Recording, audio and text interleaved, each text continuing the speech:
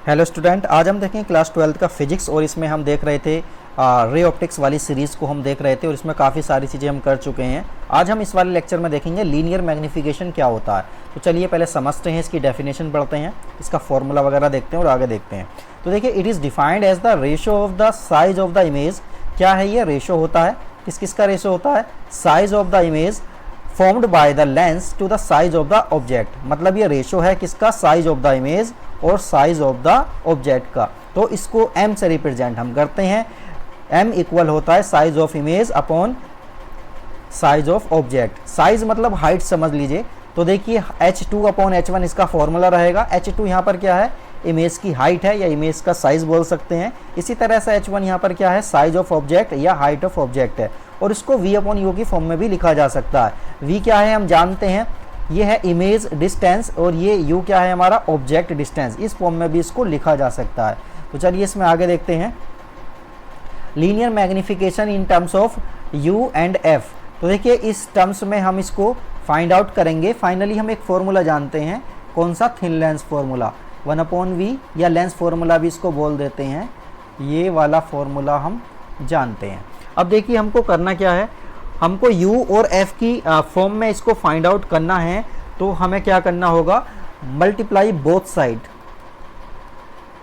Multiply both sides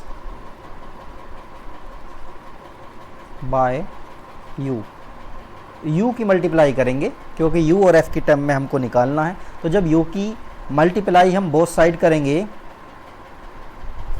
तो देखिए ये क्या बन जाएगा? ये बन जाएगा u अपॉन v। इसी तरह से u अपॉन u और ये हो जाएगा u अपॉन f। ठीक है, f लिख दिया हमने इसको।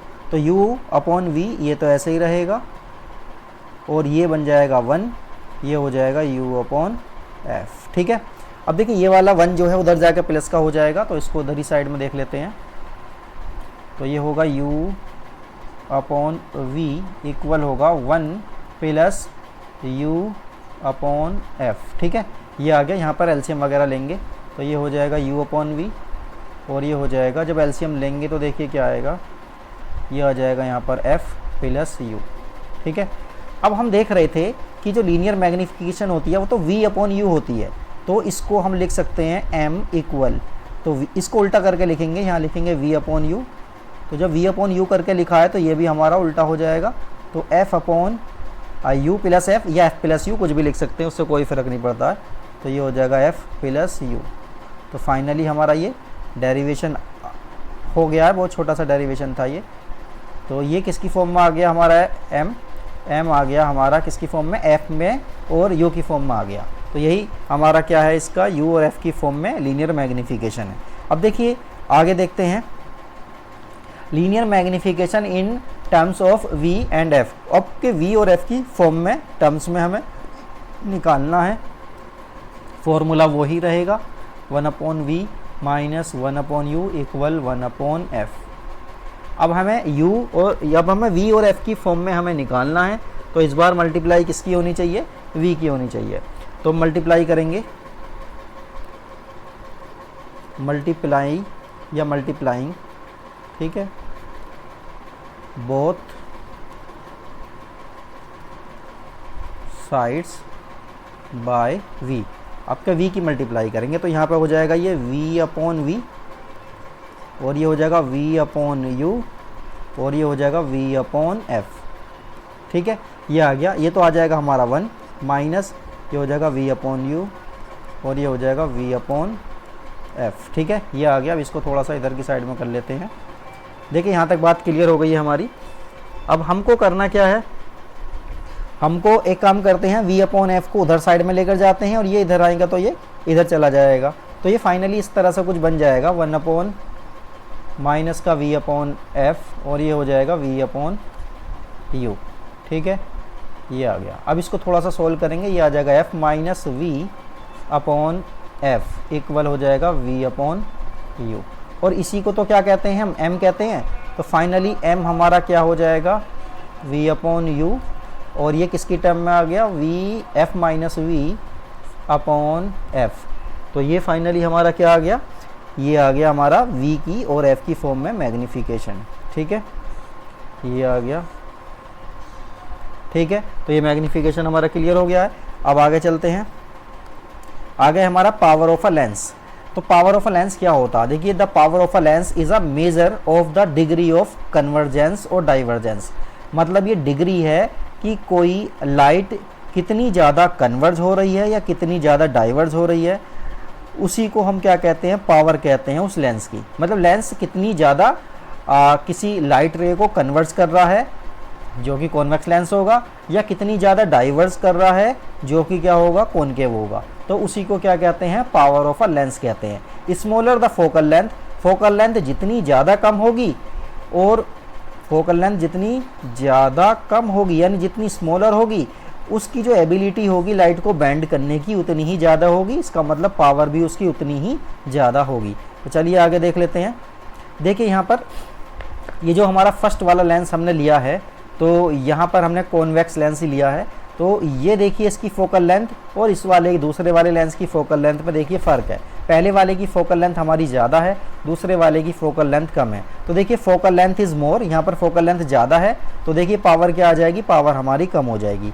इसी तरह से इस वाले केस में फोकल लेंथ हमारी कम है, तो पावर इसकी ज़्यादा आ जाएगी। अब हम देखेंगे कि जो पावर है उसका फॉर्मूला देख लेते हैं।